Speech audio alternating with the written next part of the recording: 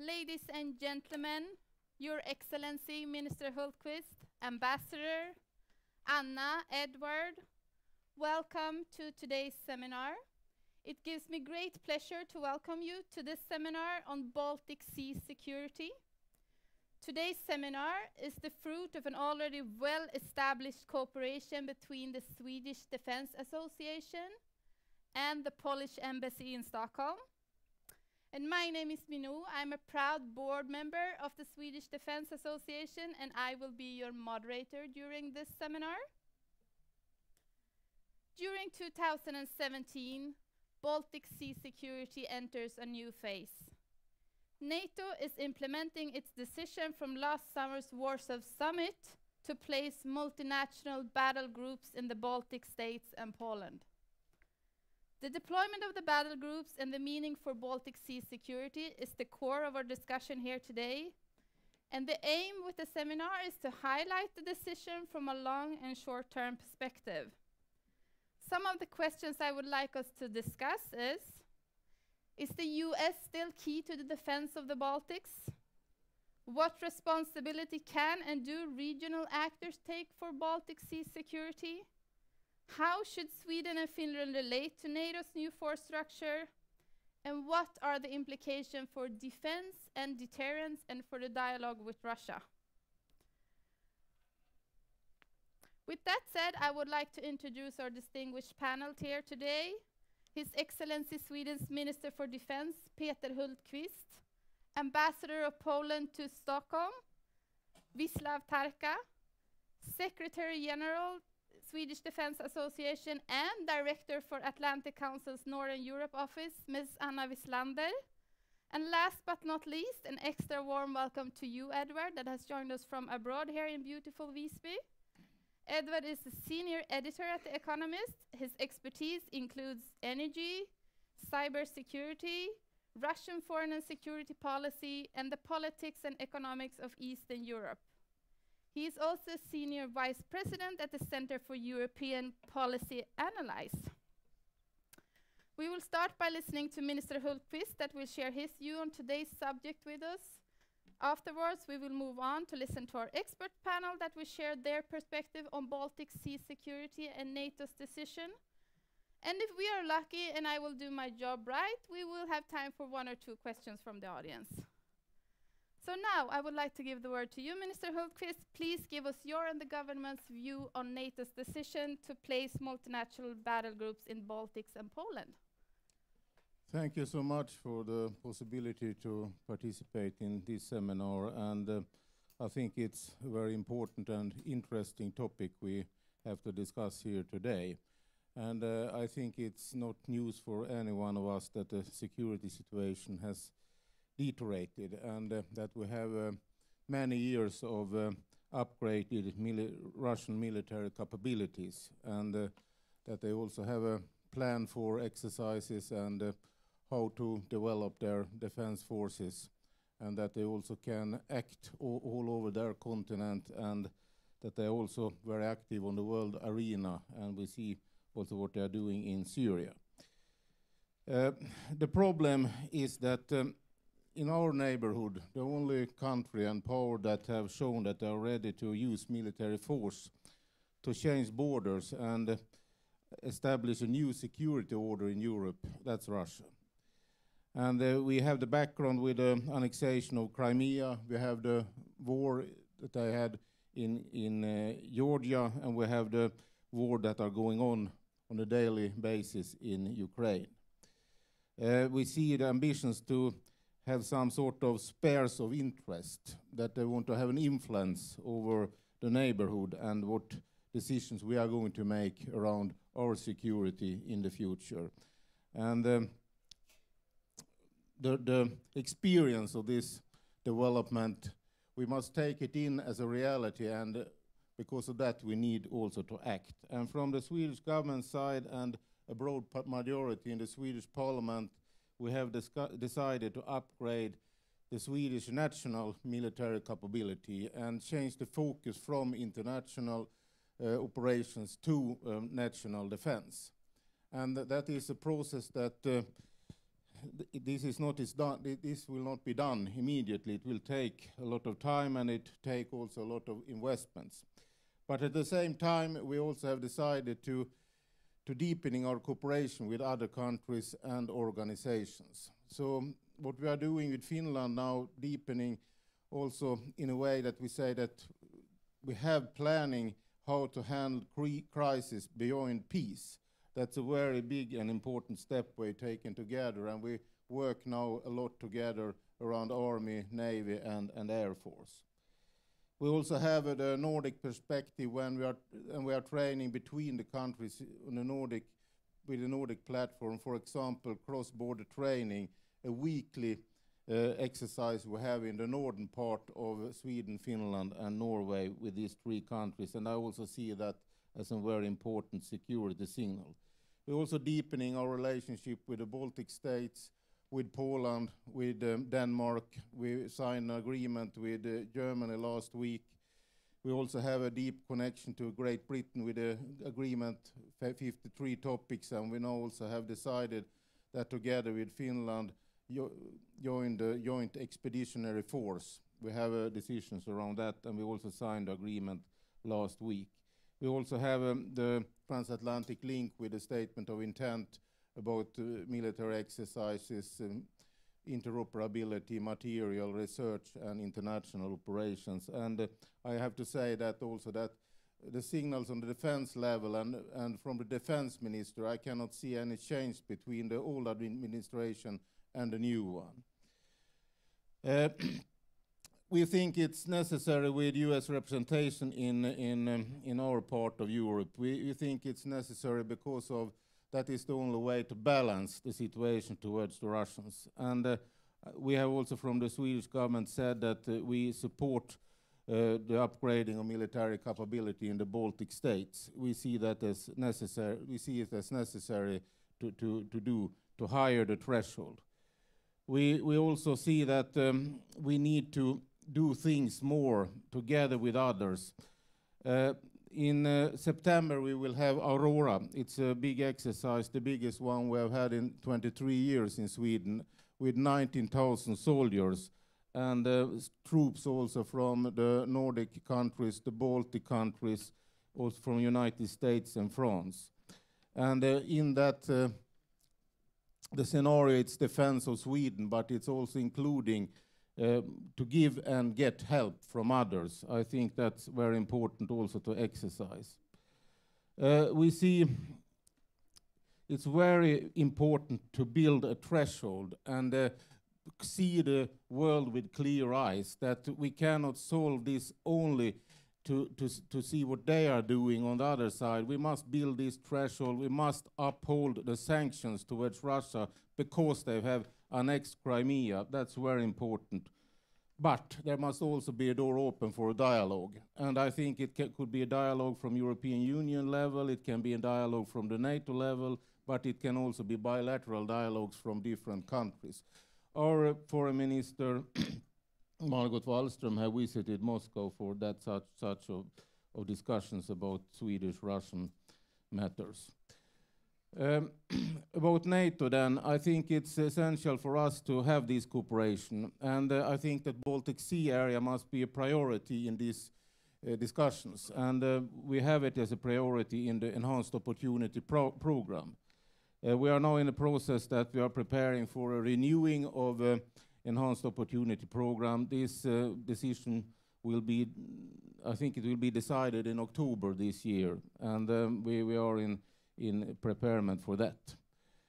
I think also that it's very important with exercises in the Baltic Sea region, because that is a signal that we can build interoperability and that we take responsibility for the security together. That's very important.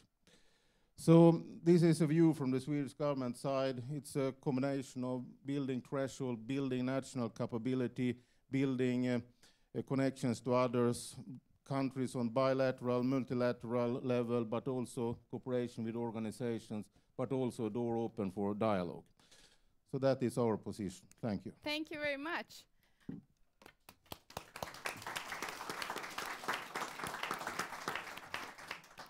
Before we move on, Minister, I have one question related to NATO's decision to place multinational battle groups in Baltics and Poland. How much of a signal value do you believe it is for NATO to enhance presence in the area?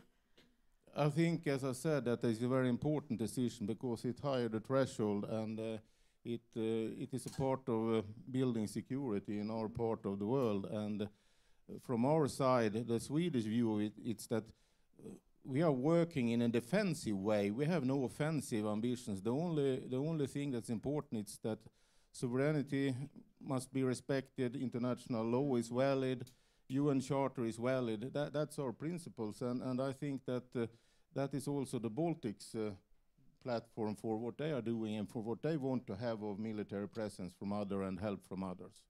Can Sweden, as a very high-valued partner, contribute even more now when NATO has placed these multinational battle groups in the area?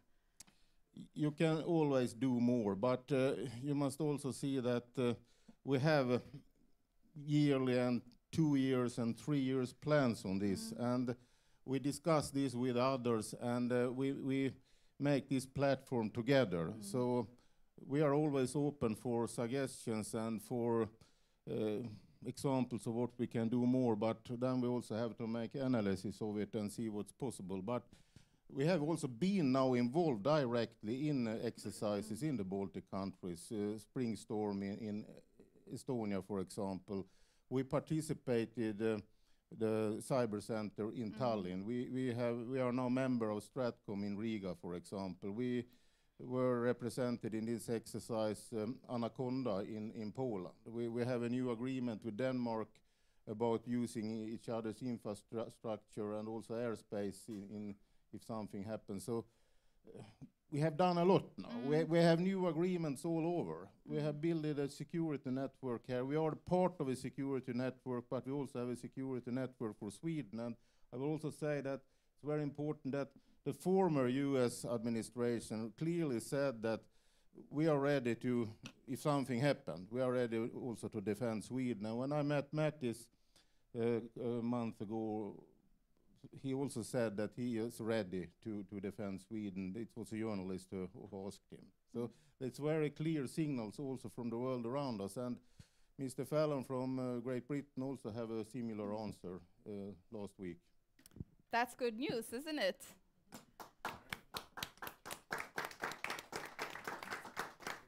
Thank you very much. Let's move over to you, Ambassador Tarka. What is the Polish perspective on Baltic Sea security? Thank you very much, Mr. Minister, Excellencies, dear co-panelists. I would like, first of all, thank you very much, Anna and OFF, for very good cooperation that we can meet in Almedalen once again. And just as the time is short, I would like to go into the very center of the problem. Actually, Poland is not entirely Baltic country, but of course we are very much attached to the region, and for many reasons, and two of them are essential. One essential thing that for us it is the so-called strategic depth. Yeah. The second thing is, of course, that on Baltic Sea depends our in energy security. I can remind you that we have built LNG terminal in Świnoujście. We are importing our gas via Baltic ports. Then, of course, for us, the neighborhood is unique because in the Baltic region you have countries that are NATO members, not NATO members, and of course we have Russia with Kaliningrad Oblast. And of course, we see that Baltic Sea is part of the major Russian strategy of confrontation with the West, and in particular with NATO. And of course, the events, as Mr. Minister already said, events in Crimea, and eastern Ukraine has, of course, impact on our perception of the situation in the region. And of course, we see a constant militarization and stepping up of the Russian presence in Kaliningrad. And of course, if we concentrate on the Russian actions, so we can say that we see several things. That is, first of all, as I mentioned, building up of military capabilities. This is a so-called anti-access area denial bubble that has been created in the Baltic Sea. So it is the deployment of highly sophisticated military systems, including rocket system Calibre, Bastion, and Iskander, for example. Some of them are what is very worrying, nuclear capable, anti-aircraft system S-400, as well as modern economic warfare system. So it is one thing. And it makes Kaliningrad one of the most militarized regions in Europe. Then, of course, when we just follow the media, especially in last week and the last weeks, we can see that we have more and more incidents provoked by Russia. So it was 2 years ago, it was very visible. Then it was quieter, but the last period, just last weeks are very worrying. And of course, I would like to remind that we, as Poland, we launched some concrete measures in OEC, and we have a special measures for appropriate change of the Vienna document, and our proposal has been backed by 20 countries, including all Baltic Sea littoral countries, Sweden, Denmark, Germany, Estonia, Latvia, and Lithuania, just to build the confidence in the region and just to step down. We are worried as well that with this incidents in the Baltic Sea and with the many exercises that we have, so it is Zapad in Russia, that we never know how many people really take part in this. We are consolated that it is less than 13,000, but we are afraid that the number of participants may go up until 100,000. It's very worrying, and with, as I said, with nuclear component as well. Then we have exercises here in Sweden. We have our exercises, Aurora in Sweden and Dragon in Poland.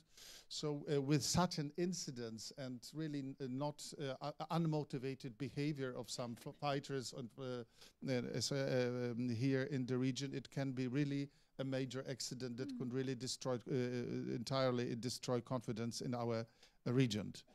But the conclusion, just to come back to your question, is that we need credible deterrent capabilities. And of course, NATO remains for us the most important pillar of the security in the region. We think that the American, British, and allied presence in the region, in the Baltic countries and in Poland, is contributing to the security in the entire region. So it is very, very important. We think that alliance presence really stabilizes the security environment, because for us, we would like our region, it is very important to say in Sweden, that we would like to have this region peaceful, risk-free, and really open for friendly cooperation. But as we see it now, this is not possible. As to Sweden and Finland, we are very happy that we are on all issues, actually. We are like-minded partners. We have very close cooperation. As Mr. Minister said, we have signed agreement on cooperation. We will deepen our cooperation just to make Baltic Sea region more secure and more stable. Thank you very much.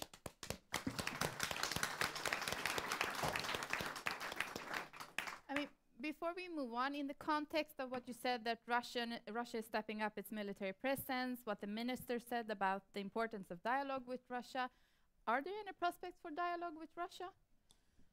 As I have already said, we have, at the same time, it's important to have deterrent possibilities, but at the same time, of course, we have to propose solutions just to step down.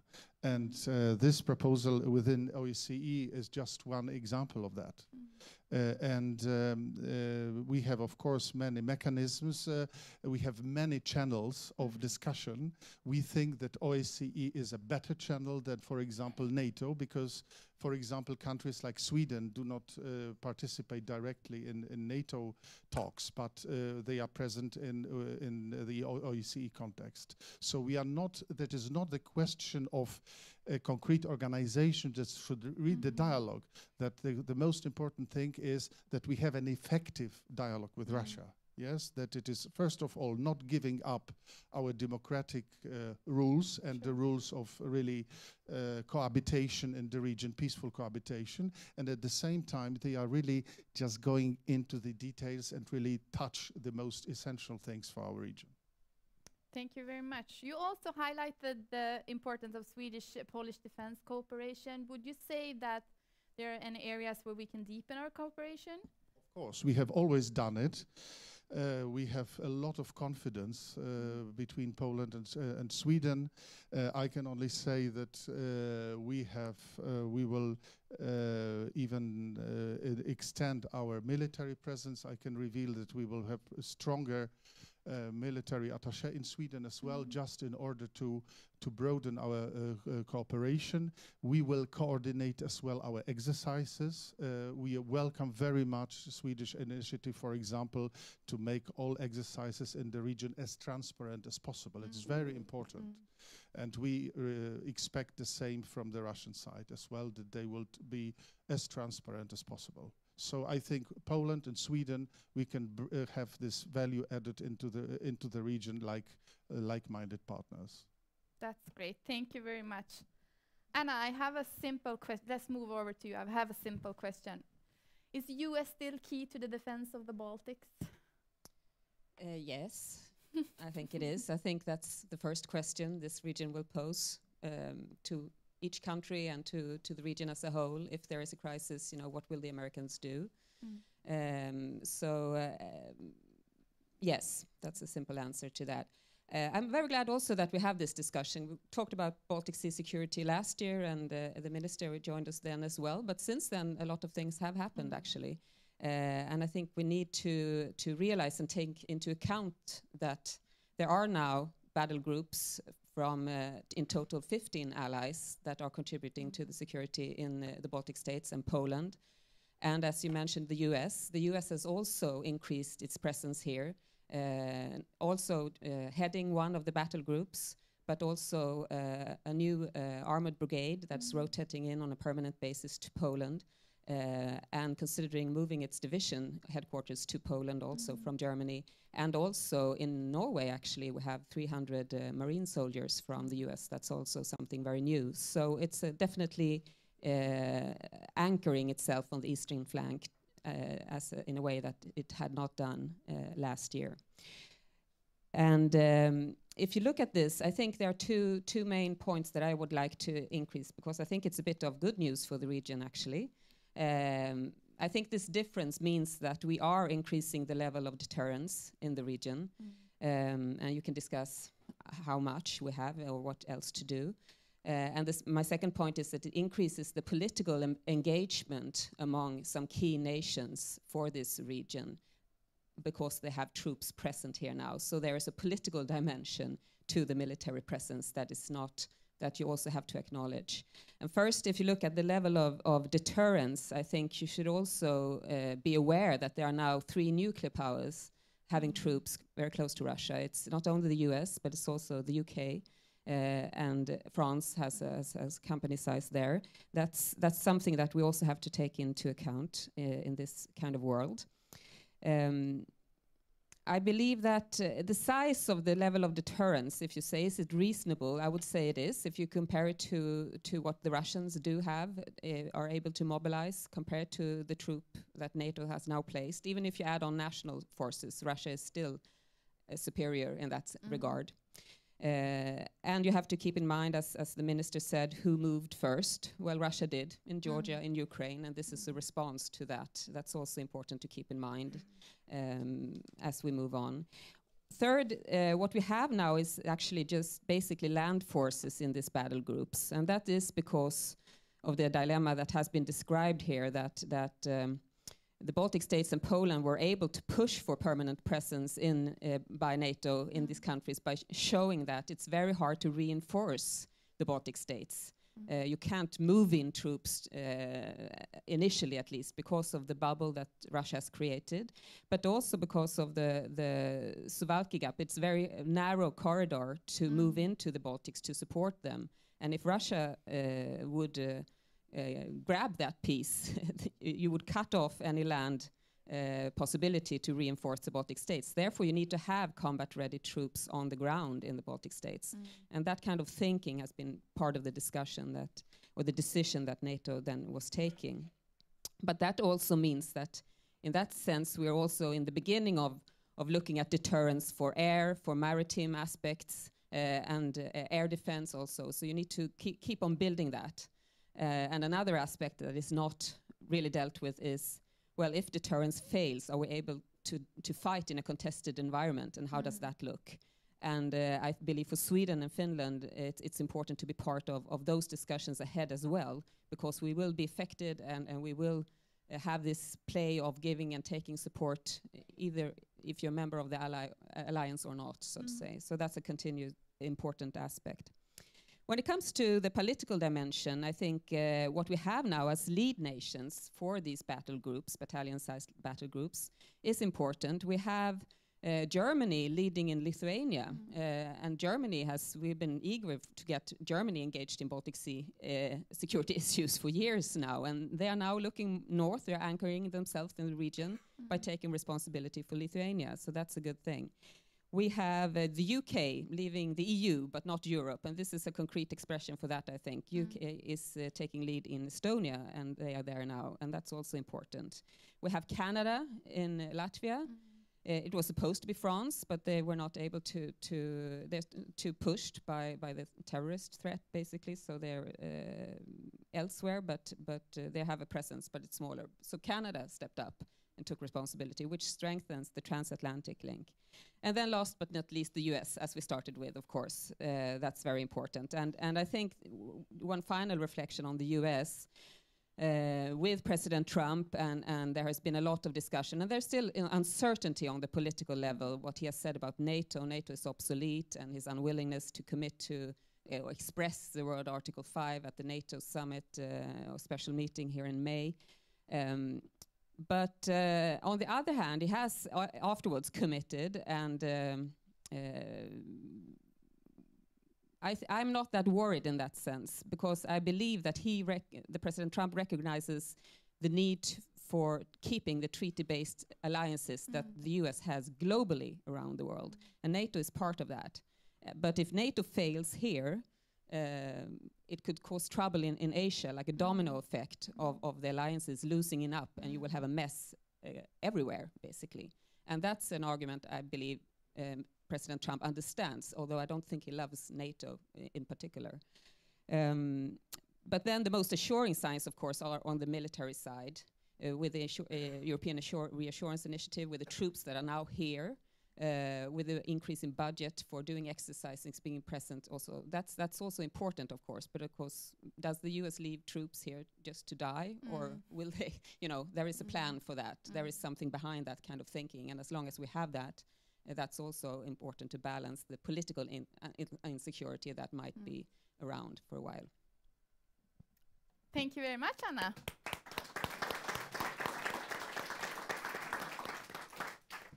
Before we move on to Edvard, Anna, what would you say that Russia's reaction has been so far? Can we see any signs of reaction?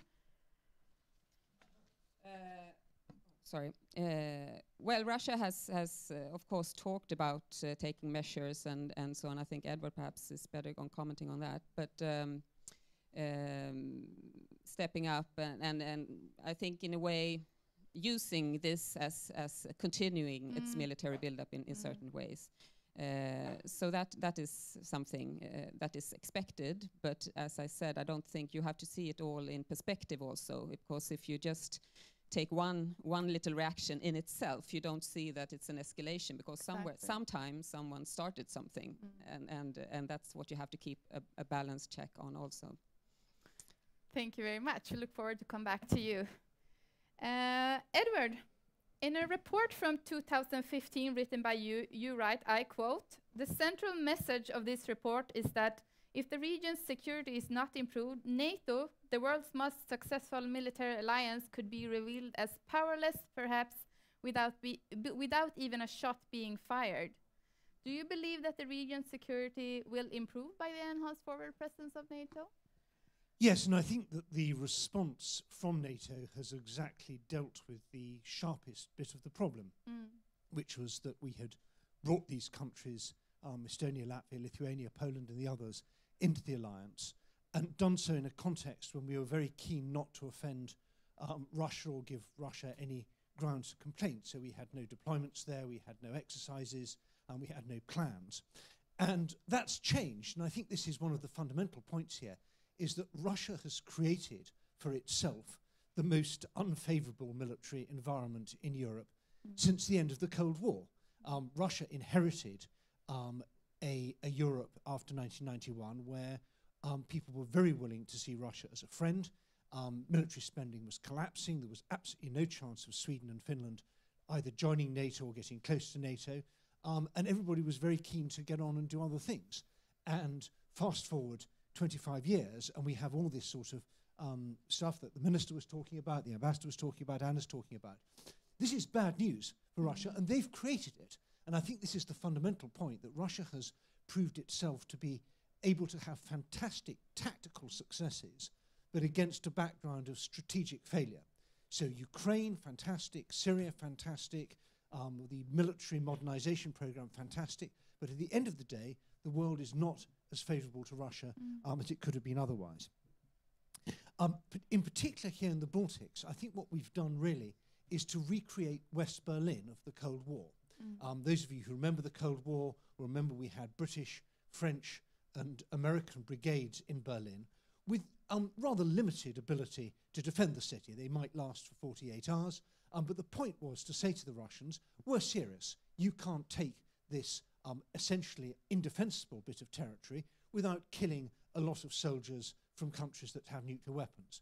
And that's basically what we've done with this deployment in the Baltics. They're not very big, and from a military point of view, it's pretty troublesome. I know that the British Army is very concerned about having its soldiers deployed in Estonia without the Royal Air Force there to defend them. This is very unusual. Normally we send our Army and Navy and Air Force to go and work together, and these British soldiers don't have any worked out air defences. But that, in a way, is not the point. If you think about it in West Berlin terms, that's very important. I think that Russia can be deterred with other things, and we shouldn't get into the game of trying to match Russia nuke for nuke and tank for tank.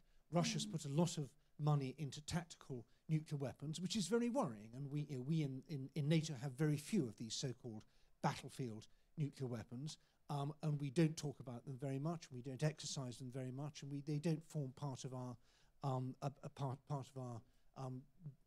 day-to-day strategic universe. Russia talks about them all the time in a very worrying way.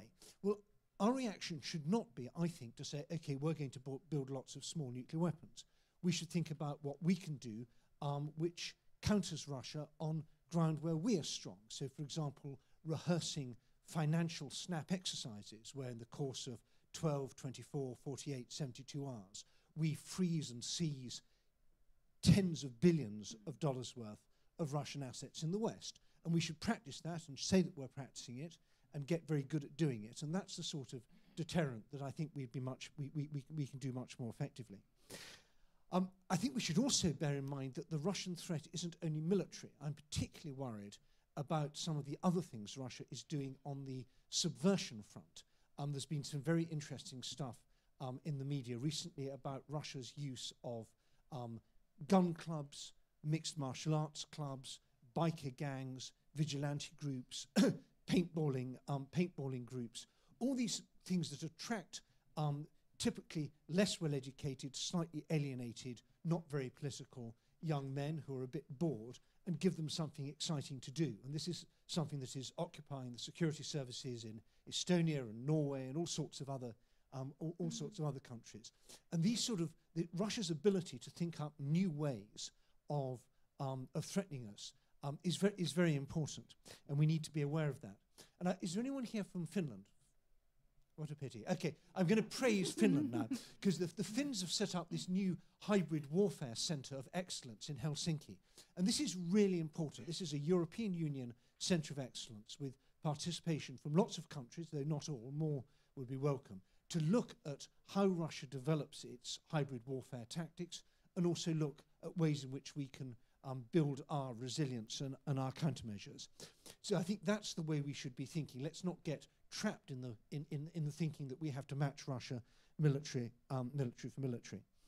And the final thing I would say is that I think that Brexit, although absolutely tragic, and I was here last year when we were still recovering from that, and I'm still extremely gloomy about it, I think has given the EU27 a push, and we're seeing more integration of European defence. I'm still sceptical about whether there will be big practical results, but it offers a framework for pooling and sharing and training and all the other things. That's great, and we should, as outsiders, I hope Britain will wish that well. We're also seeing this tremendous, I think, the beginnings of a really powerful French-German axis in the EU, which has echoes for me of the Schmidt-Giscard relationship of the 1980s, and is very interesting because both parts of that are extremely concerned about Russia. So I think that Russia tried to play divide and rule in the EU, and it's absolutely failed. They have some influence in Greece, in Cyprus, in Bulgaria, in Hungary, but the result of 15 years of Putin's foreign policy is an EU which is united and hawkish, and where the two most important countries are very worried. And finally, on America, I think the main thing about the Trump administration is paralysis. This is not going to do big, bad things. It's going to do ineffective things. And we should be prepared for an era of American paralysis, weakness, indecision, where some American institutions, the Pentagon, the intelligence agencies, Congress, different bits of the system will continue functioning as normal, but we will see a bit of a vacuum in the White House, lots of tweets, but not very much action. So in answer to your question, is the US really key to the security of the region? Let's hope we never find out. Thank you.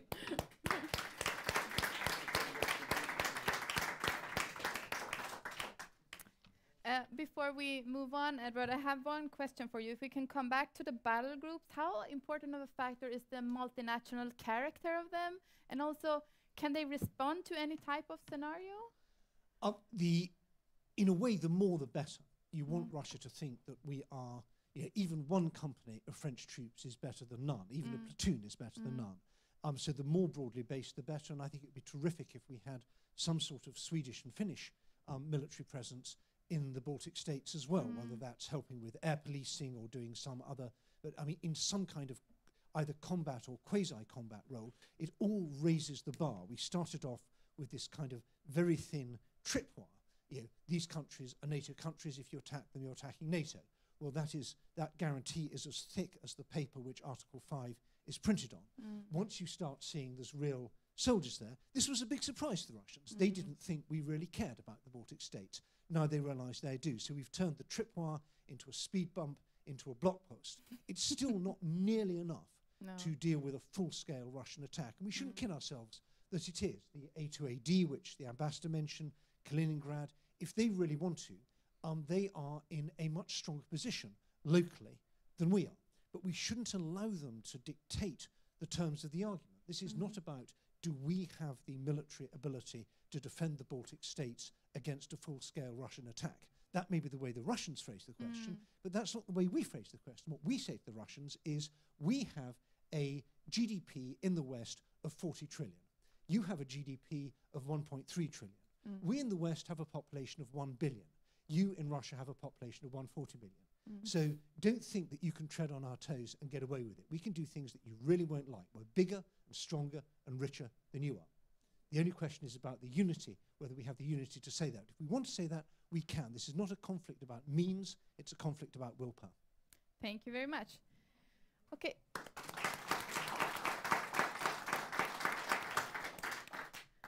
Okay, so I want to leave the word to the minister to comment on what the panel has said. If you would like to, then we go to Ambassador, and then we open up for one short question from the audience. I have some short comments about the more activities we have in the Baltic Sea area with military exercises, intelligence activities. We also from time to time see these provocative activities when now flying very close. We had an example with the US aircraft some weeks ago, and also we had the Swedish aircraft that were flying very close. This is very dangerous behavior. It's against everything that are connected to security thinking. It can be an accident, and because of that we were very clear in the message from the Swedish government that this is unacceptable behavior. And from the Foreign Office they also called up the Russian ambassador here in Sweden to also to follow up these public statements we did during these things happened. I think it's really dangerous to have this sort of environment, because if something happened, we also have a real mess to handle afterwards, and that's not good for anyone. Another thing that I think it's very important to comment is about the exercises. From our side, we connected directly to the Vienna document. We have invited different countries to come to the Aurora exercise with observers. And we have also invited Russia and Belarus. And I have said publicly that it could be a very good thing that if Russia invite to SAPAD, connected to the Vienna document, as the ambassador says here, can be up to 100,000 soldiers there. So it's a very huge exercise. We haven't heard anything yet from the Russian side, but I think that we want to be open. I think it could be a good thing if they also want to be open and transparent. It's a way to calm things down if there are any tension. I will also confirm the good Swedish-Polish cooperation. I really appreciate the relationship we have with Poland, and I hope we also can, in the future, also can be more active together on the maritime level. A lot of things happen around us, and it's a lot of speculations about what will happen in the United States and what will happen with the Trump administration. I'm not in the position that I will speculate about anything, but I think it's very important also to see what is the realities here, what's happening in practice. They are here now with the presence in the Baltic area. They have upgraded their capabilities in Europe. My discussions with the US administration, as I said, is the same now as it was before. So we must also see this. I have no Twitter, and I am not on Facebook, and I am not active in social media. And I think it's a good thing for me. Yeah. Finally, about creating problems. For many years, it was not so much rhetoric around nuclear weapons, but the last years I have seen and heard from the Russian side rhetoric connected to that you should know that we have nuclear weapon, as we didn't have known that. It's not news, but they have some sort of feeling that they must say that sort of things.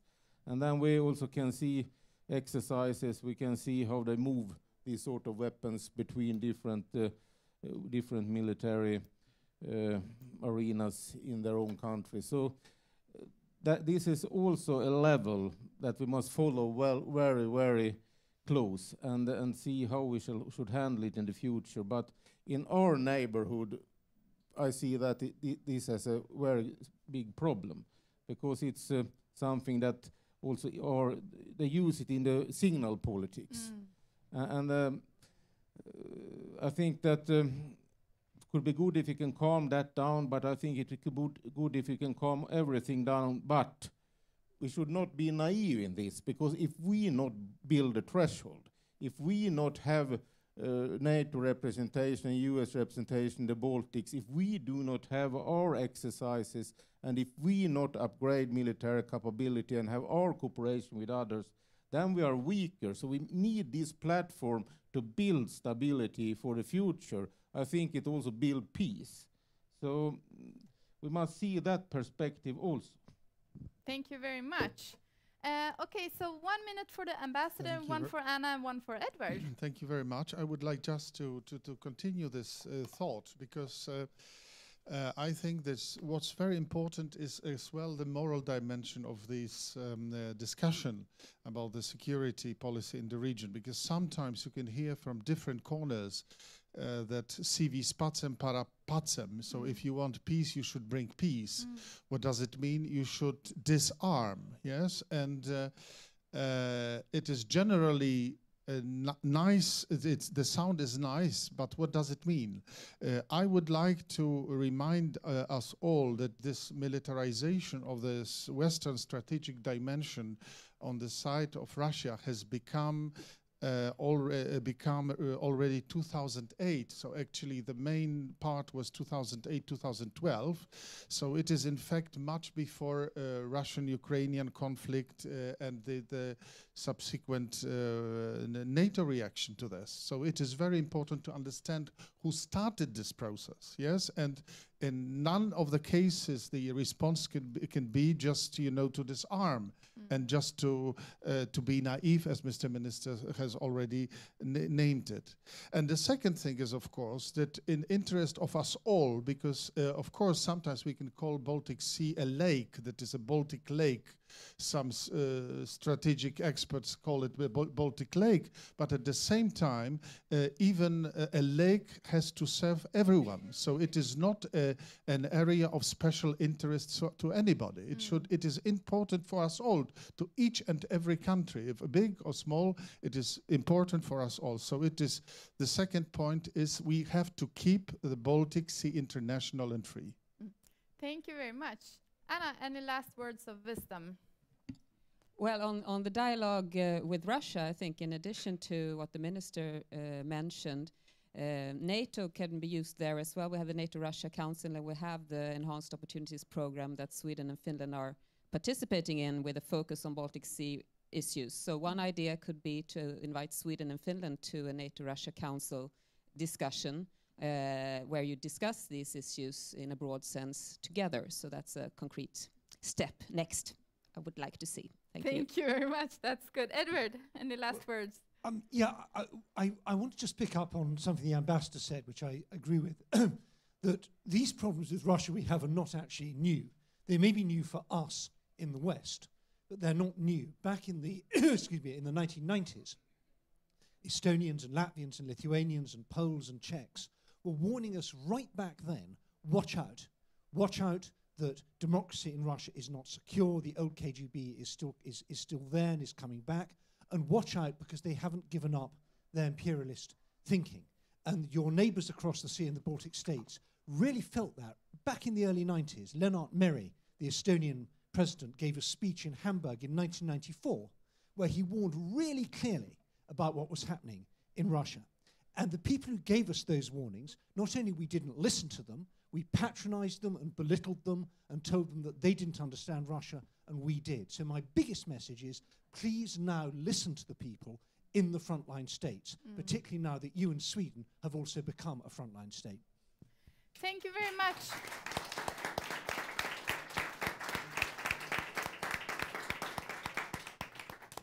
Well, ladies and gentlemen, time flies. I wish you all a continued wonderful week here in Visby, and one more applaud for the panel.